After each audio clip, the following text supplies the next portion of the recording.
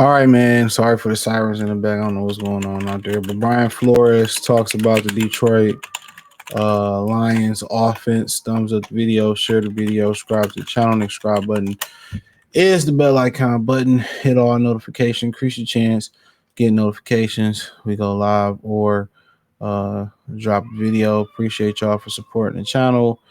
So, Brian Flores, let's talk about it. As soon as I start doing the video, you got fire trucks and shit. But let's talk about it real quick. Shit in my beard. But here we go.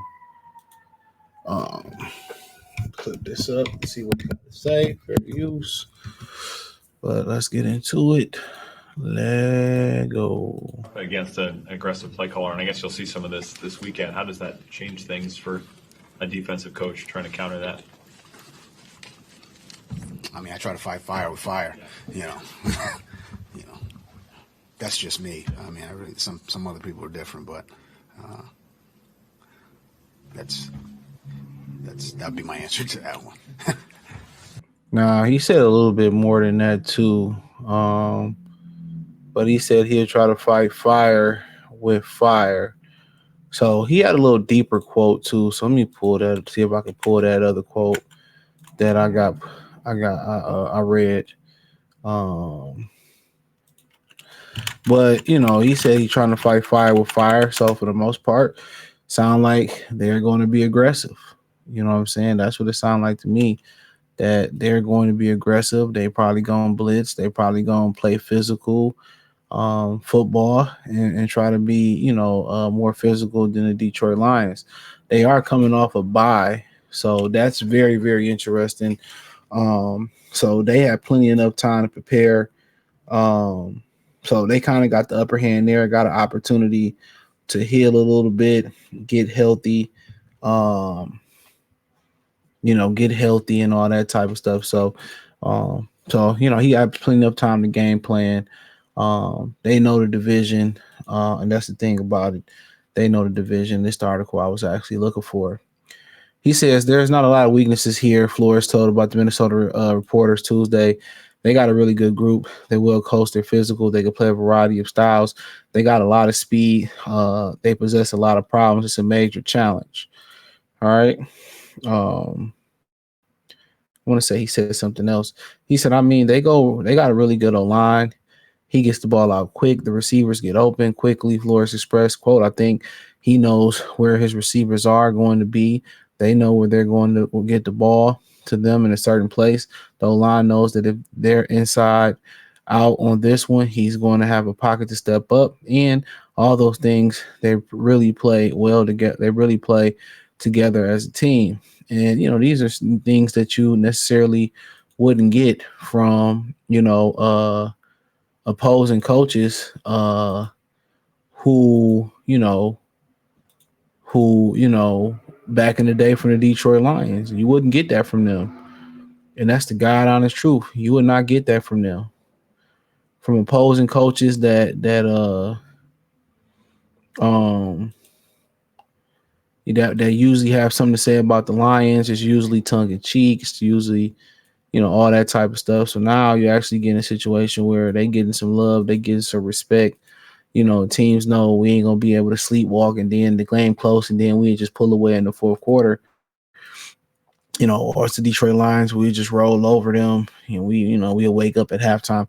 Remember, I think it was James Jones who made that comment about Ford Field some years ago. He used to play the receiver. He on he on Fox Sports now. He made a comment basically saying that, coming to Ford Field is you get sleepy and it's quiet. And like I said before, I disagree with those comments. I used to work down there during those times.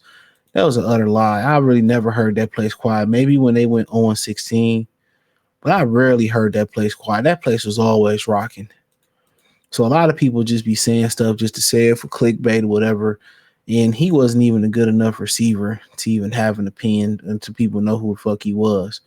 Let's just keep it a bean. You know what I'm saying? He wasn't even good enough to know who he was, but nonetheless, them comments everybody knew them comments was cap. The team was weak. I'll give them that. You knew they was gonna come in and win, close game, blowout, turnovers, it up at the end. We understood that. We understood that. So we understood that. But he kind of telling y'all that and they got a good defense. They may not have the biggest names over there. Harrison Smith been over there forever. You got Stephon Gilmore, a little bit older, but he still balling. Got that pick to close out the game in London versus the Jets, wherever the hell they was playing. So, to be honest,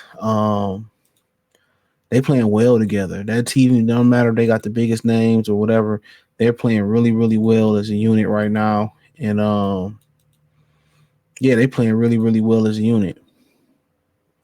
That's what I can say. They playing really, really well as a unit. So, I mean, ever since Tua kind of made those comments about him and he took the high road, Tua been slipping and falling and he been rising.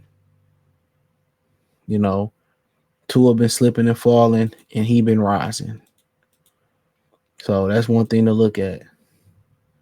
That man been rising. So always good to kind of be meek or be humble. Always good. But they possess a lot of problems coming in on both sides of the ball, especially defense. I mean, I know he sued the NFL. Don't know what happened with that, but he putting himself as one of the top defensive coordinators and, maybe get a second chance at a job. And the reason he fell to Miami is because he didn't want Tua. He wanted Herbert. And, he was absolutely right. They're not going to say that. They're going to say everything he did during his tenure and, all the negatives, but they'll never bring up when you're right. And he was 100% right. He was 100% right. He was 100% right. Like it or not, he was 100% right. So, but yeah, Minnesota, you know how they coming, no Diddy. They ain't here to play no games.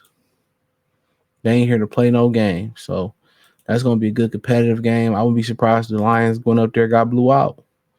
Wouldn't be surprised if they won by a couple of points, but I don't see them going out there blowing out Minnesota. It's gonna be a loss or a competitive game. I got them winning by a point, but we'll see. But thumbs up the video, share the video, subscribe to the channel. The subscribe button is the bell icon button. Hit all notifications, increase your chance, get notifications. We go live or drop video financially.